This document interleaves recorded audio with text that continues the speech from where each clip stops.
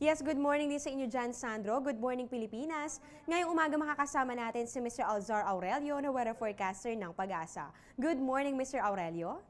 Magandang umaga sa iyo, Amor, at sa lahat ng mga televiewers. Mr. Aurelio, kahapon po ay naranasan ng ating mga kababayan dyan po sa extreme northern Luzon ang light to moderate rains or thunderstorms. Dulot nga nito nga diffuse tail end of a cold front.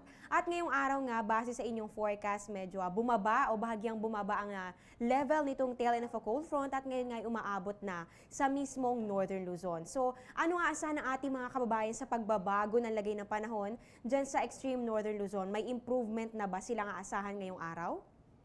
Una-una ay magandang ating weather at kung saan ay kahit na maulap dito sa bandang Northern Luzon, tulad ng Cagayan, Cordillera, at Aurora at Polillo Islands, kasama na rin ng Ilocos provinces. Dahil bahagyang bababa ang temperature at bahagyang lalamig ang panahon doon dahil sa mga kaulupan dito sa area na yan at inaasahan po natin na may mga light to moderate rains at thunderstorm. Mr. Aurelio, kung makikita natin sa ating satellite image, makikita natin dito sa may bahagi ng Mindanao, merong mga namumuong kaulapan. Ano ba yung pwedeng ipahiwatig nito mga kaulapan na ito? Ano ba yung naging cause at yung magiging effect nito dyan sa mga areas na matatapatan ng mga ulap na ito? Base sa ating minomonitor dito sa satellite image 3, merong mga makakapal na ulap dito at posibleng magkaroon ng pag-ulan dyan sa Mindanao. So hindi po yan low pressure area. Ito ay dahil po yan sa easterlies, ito yung hangin nagmumula dito sa Pacific Ocean. Kaya itong mula sa Pacific Ocean, dinadala niya itong mga moisture na yan at nabubuo mga kaulapan dito sa bandang Mindanao.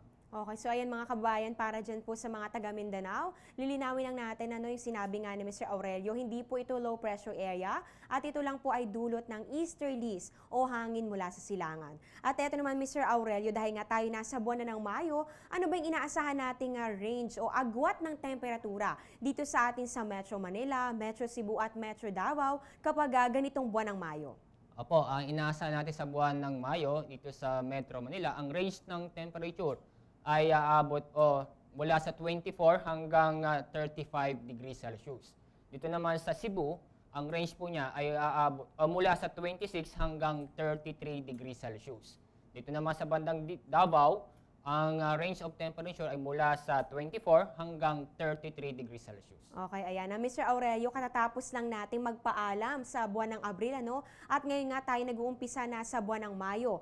Pwede ba tayong magkaroon ng comparison o pagkukumpara dito sa dalawang buwan na April and May? Ano ba yung similarities nila pagdating sa lagay ng ating panahon? At ano rin yung mga pagkakaiba o mga pagbabago nga asahan natin ngayong buwan ng Mayo?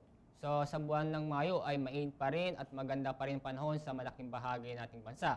At ang pagkakapera nito nung buwan ng Mayo at sa buwan ng Mayo at sa buwan ng Abril ay meron pa rin tayong range ng high pressure area at inaasahan pa rin natin meron mga easterlies o mula sa hangin mula sa Pacific Ocean na makakaapekto sa ating bansa.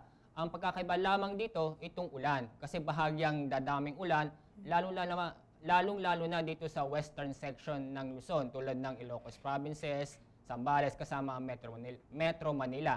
Dahil po yan, dahil sa lalapit na tag-ulan, kung saan ang simula ng tag-ulan ay between ng last week of May and first week of June. So yan, ibig sabihin na po mga kababayan, talagang wag na po nating kakalimutan ang pagdadala ng mga panangga sa ulan. Katulad po ng mga payong dahil nabanggit nga ni Mr. Aurelio, medyo magiging mas madalas na po ang mga pag-ulan ngayong buwan ng Mayo. Ayan, maraming salamat Mr. Alzar Aurelio sa iyo binahagi impormasyon tungkol sa lagay ng ating panahon. Maraming salamat sa inyo at sa huwag kalimutan magdala ng pananggalang sa init at pati na rin sa ulan dahil inaasahan po natin na magkakaroon tayo ng isolated na pag-ulan or thunderstorm sa hapon ng gabi dito sa Metro Manila. Okay, ayan po natunghayan nga natin si Mr. Aurelio na weather forecaster dito po mismo sa Pag-asa. Magbabalik po kami matapos ng isang paalala. Download the Air 21 mobile app on your iPhone to avail of shipment tracking, rate calculator, and locations listing.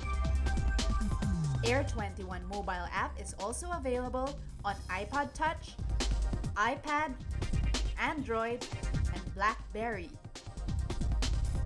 Know more about the Air 21 mobile app on air21.com.ph. At yan muna ang latest mula dito sa Pag-asa. Ako po si Amor La Rosa. Magandang umaga. Balik sa inyo dyan, Carla.